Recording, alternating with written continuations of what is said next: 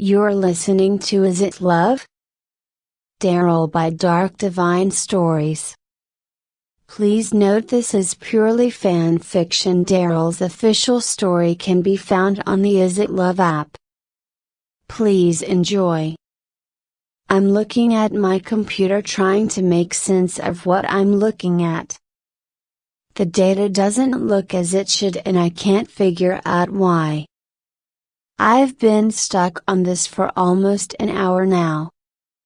I've been waiting for Gabriel to come back from his meeting to help me figure out why. If I make a mistake on this file, a lot of families could lose food and water until my mistake can be fixed. I see Gabriel heading to his office. I grab the file and save my work so he can access it. I tell him the problem I've been having with the file and he goes over it. He ends up having to call Mark in. I can't help but think I made a mistake somewhere, or maybe I made one on the last file I did. Mark is as stumped as we are. None of the numbers match what he remembers from the last file we worked on together. Mark asks me do everything I did before and from the last file and what I've done from what I got this time around. I do it again and it makes him and Gabriel even more confused. The numbers are wrong. I'm not in the financial department, but I know money really well from my time at the poker table. I do my own taxes and those of Carlos and my friends. I know numbers and these ones don't add up.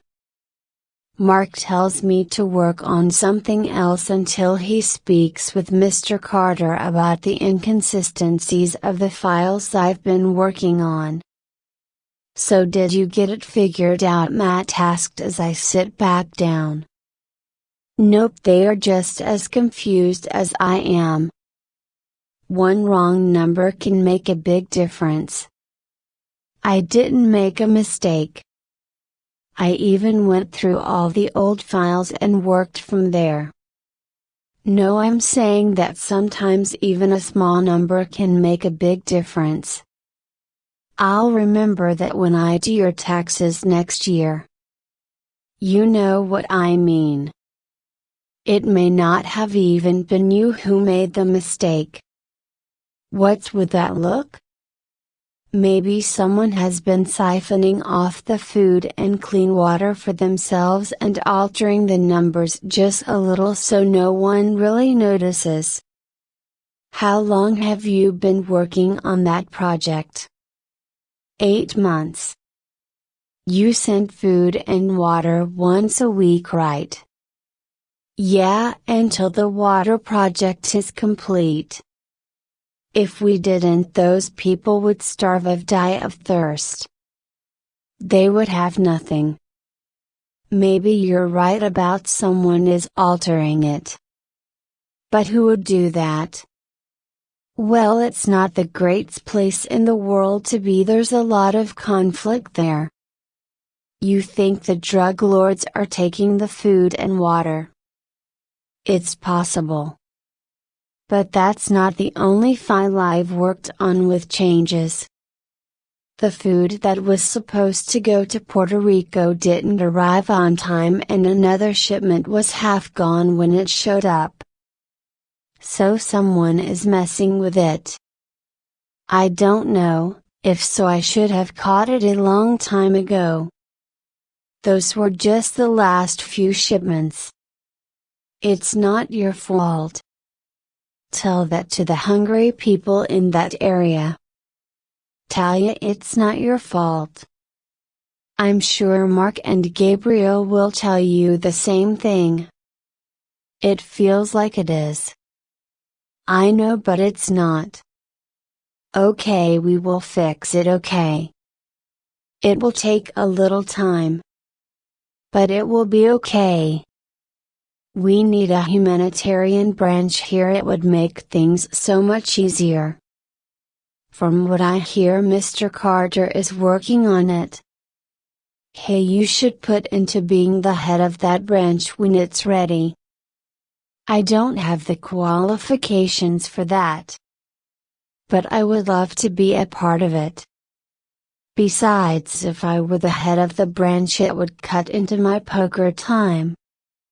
I've seen Mark looking at his phone every 2 seconds. I don't want to be like that.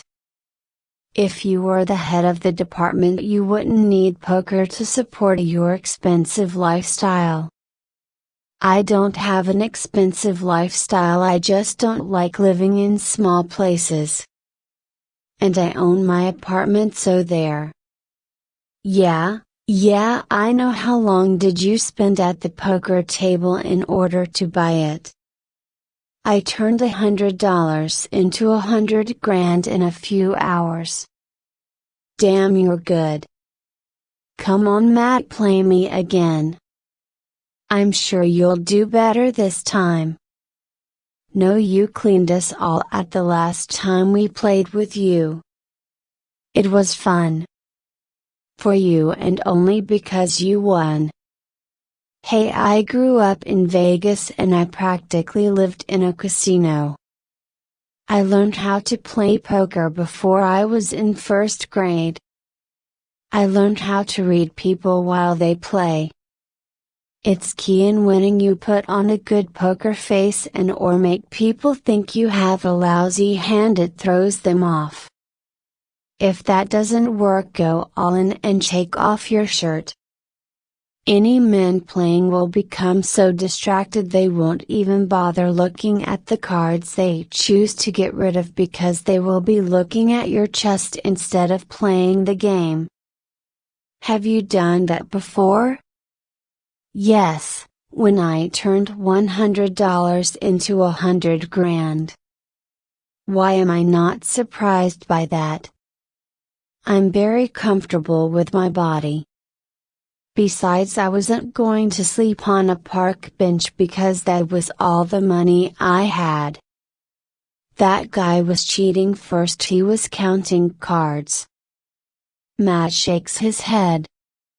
The day goes on and I work on other files before the day ends.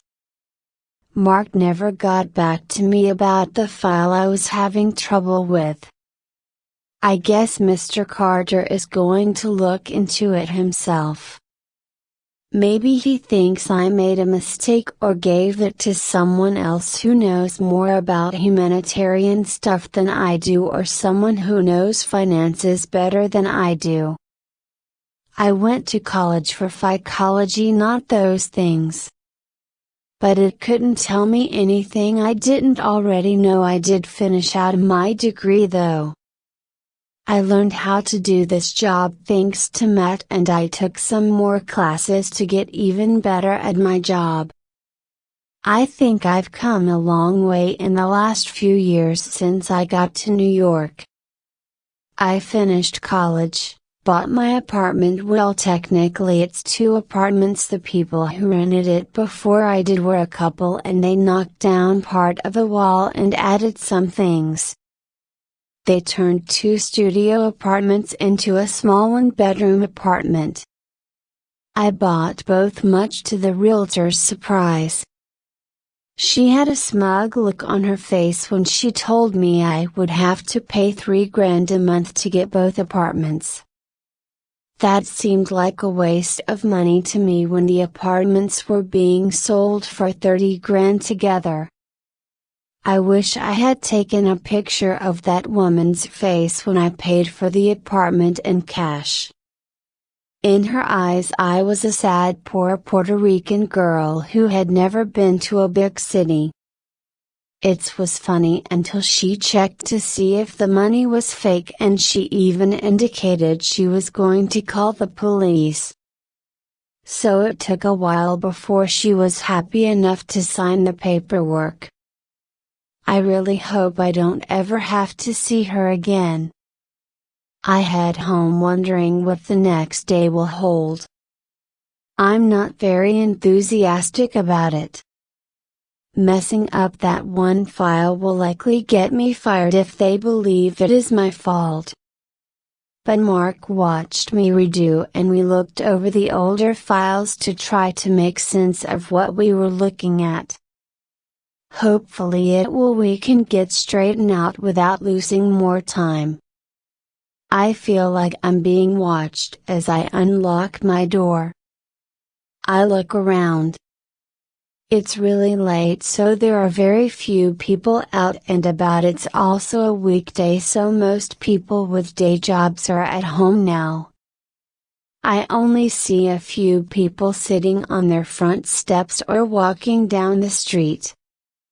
It's really quiet out. This is a nice neighborhood and it's never this quiet out. I close and lock the door after stepping inside. I head up to my apartment, locking the door when I close it. I put my stuff down and head to my fridge and open it. I haven't been able to shop for some time. I don't really have anything worth making, or if I did manage to make something it wouldn't fill me up. I decide to order something and pour myself a glass of wine and sit down on my couch. I pull out a deck of cards and shuffle them a few times before dealing a game of solitaire.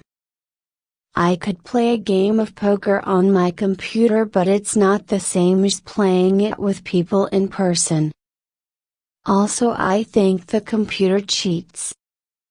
When my food arrives, I eat and take a long shower and head to bed. It's already really late. When I get up the next morning, I'm running a little late and decide to get breakfast on the go. I'm running late. I only had time for a quick shower and my hair is still a little wet. The walk sign lights and I cross the street after stepped around people who haven't decided which way they are going. I hear the roar of an engine and the shrieking of tires. I stop dead in my tracks. A red and expensive looking car is just inches away from me. What the hell? The walk sign turns to don't walk and the light changes. I'm completely stunned by this driver. Was he or she really going to run a red light?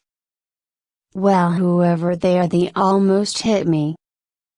I glare at the driver of the car. I can't see who they are, but they are about to regret driving so recklessly. What the hell is wrong with you? Watch where the fuck you are going, I yell at the driver and kick the bumper of the car. The driver just revs up the engines. I have no intention of moving right now. This asshole needs to apologize for almost running me over. The driver's side window goes down. Hey doll, do you mind? I see red. This guy almost hits me and he's making it seem like I'm in his way. I hit his car and glare at him. You almost hit, you jerk. Do you know what a red light is? I can't really make out the guy's face, but he revs his engine again and I just stand there. I am very tempted to throw my coffee at the windshield. Who knows, maybe it will help his vision problem. The driver of the car turns off his car and gets out. I look this guy up and down with a glare. He reminds me of someone. I'm not sure who though. Hey doll, this guy looks me up and down. You call me doll again and I'm going to kick your ass, I glare at him. I am not a fucking doll, I'm far from it too. Do you always just walk across the street without looking? I had the walk sign, you jerk. You're the one driving around like a crazy person. You almost ran me over, you asshole. I can tell by the way this guy is looking at me and the way he is talking that he thinks he can talk me into submission. He must think really high of himself in order to think I would even consider being seduced by the likes of him. Whoa, slow down. Slow down, you're the one who needs to slow down. Where did you get your license and asylum? He smiles at me. I don't see anything funny about almost being run over. I look at his car, it's nice. My ex back in Vegas had a black Viper built for racing. It was only one of many cars he owned. Nice, huh? The car, yes, you not so much. It's a shame this car has you for an owner. Poor car has a driver who doesn't know how to drive. Oh, I know how to drive, you can count on that, sweetheart. I see he still hasn't given up. Hasn't he realized his technique isn't going to work on me? I'm not saying this guy isn't hot, he is. This guy knows it too. I make a point of not getting too cozy with people who almost run me down. Really, you could have fooled me. My phone starts ringing. That's probably Matt wondering where the hell I am. I'm sure Gabriel isn't going to be too pleased with me being late, especially since the file I was working on yesterday is a complete mess. How about you let me show you sometime? He pulls out a card and hands it to me. It says DO. Import-Export. My phone rings again. I look at it. It's a number I don't know. I answer it. Hello, I say. The guy seems surprised I'm taking a call. Hello, is this Talia Garcia? Yes, do you mind holding for a moment? Sure. The person on the other line sounds unsure of what they just said. I have to go, you made me late. Take it. Think about my offer. He holds the card out again. I take the card even though I have no intention of ever calling him. You should drive more carefully. The next person you almost hit may not be as nice about it as me. I walk away and get back to the person on the phone. I'm sorry about that. What can I do for you? I'm calling you about your brother Xander Garcia. He's been injured and is in the hospital. Oh my God, I'll be right there. Which one? She tells me the name of the hospital. I head to there right away, ignoring everything else around me. I wonder what happened. Xander told me about some trouble he's been having in his neighborhood. Some people have been giving him a hard time for being gay. I swear if they laid one hand on my brother, I'll become their worst nightmare. When I get to the hospital, I talk to a nurse who tells me he was found on the sidewalk in front of his apartment, knockout. She then tells me the room number and hands me a clipboard of paperwork I need to fill out. I head to his room and my heart shatters into pieces. Xander isn't even awake. But I can see the bruises on his face and arms. His knuckles are bandaged. I'm happy he at least tried to fight back. I send Matt a message telling him what happened and have him tell Gabriel that I'm going to be late and I'll talk to him when I get to the office. I start filling out paperwork. When I'm done, I take it back to the nurse and ask when I can talk to the doctor. She tells me the doctor will be in to see me in 20 minutes. I head back to Xander's room and walk into someone. The person drops their phone. I am so sorry. It's alright, Miss Garcia. Miss Garcia? I look up at the person I just walked into. Mr. Leviels, what are you doing here? I'm checking in on a sick friend. I can tell he's uncomfortable. I know how to read people really well. I can tell he is lying. But I don't press the issue, it's probably personal. How about you? Why are you here? I'm not surprised he asked. I am supposed to be at work after all. My younger brother was brought in earlier. I'm still waiting to talk to the doctor. Maybe you should just take the day off. No, that's okay. I can still work when I'm done here. I just need to know if he's going to be okay. Otherwise I won't be able to concentrate. Are you sure we can pick up that file tomorrow? I know Mr. Carter won't mind given the circumstances. Thank you, Mr. Leviels. Really, I'll be fine. Alright then just come in this afternoon at 1. Meet me in my office and we can get started. I can come in as soon as I'm done here. Take the morning, Miss Garcia. I have a feeling you might need it more than you think. Trust me. He walks away. I'm not sure what he meant by that, but I head back to Xander's room. While I'm waiting for the doctor, I let Carlos about Xander. He's out of the country with his girlfriend right now, but I know he'll want to know. My big brother is very nosy when it comes to his younger siblings. He means well, of course, but sometimes he can be a bit much. There's a knock on the door. Come in. Miss Garcia. Yes. I won't lie to you, your brother's injuries are quite severe. His skull was cracked where his head hit the pavement. He has a concussion, it's pretty bad. But he is stable. He needs to stay here under observation. There is something else. What?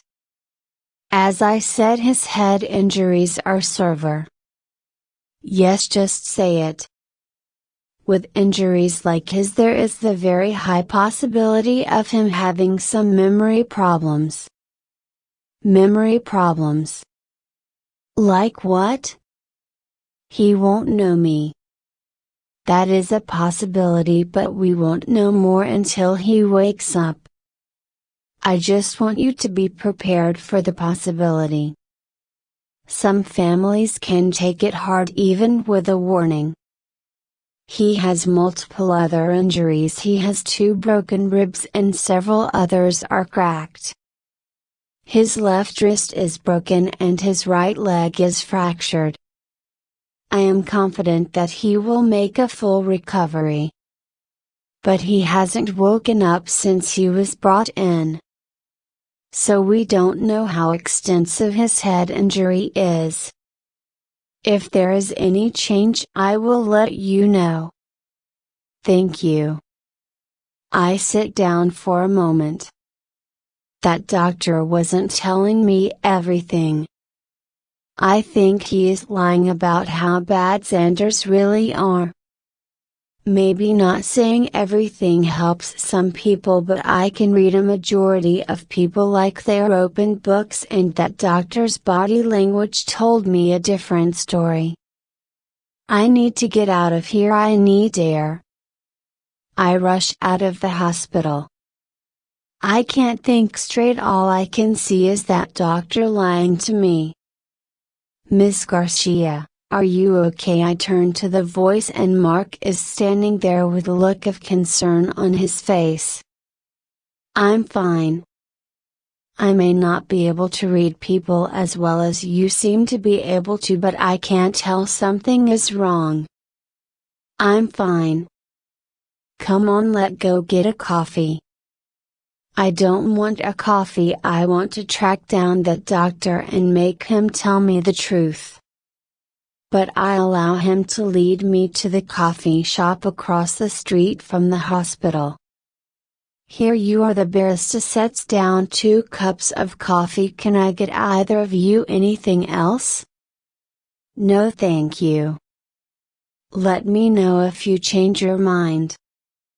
She walks away, still looking at Mark. I wouldn't be surprised if she wrote her number on the check for him. I know this is personal. And you're my boss. That too. Is your brother not going to be okay?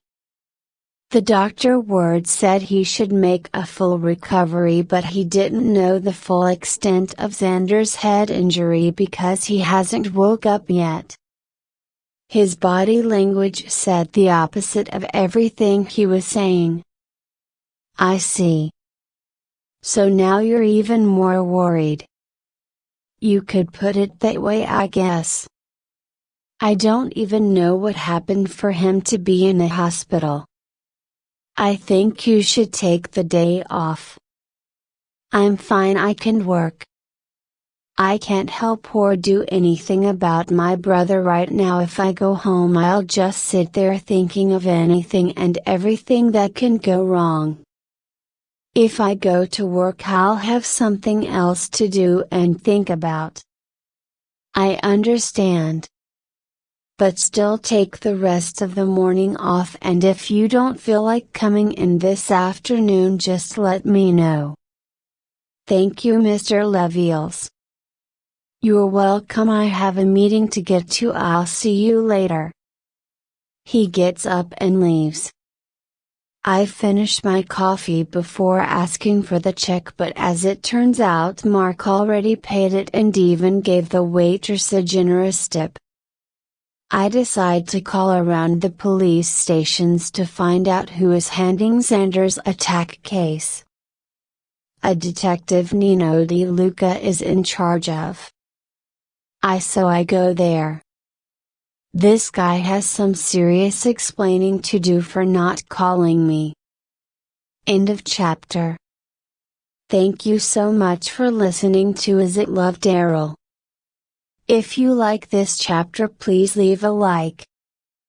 If you thought this chapter was interesting, feel free to leave a comment below. Likes, comments and new subscriptions help grow the channel and helps ensure more content sooner. For more stories like this one and many others, subscribe to the Dark Divine Stories channel and make sure you click the notification bell. That way you're notified whenever Dark Divine Stories uploads a new video.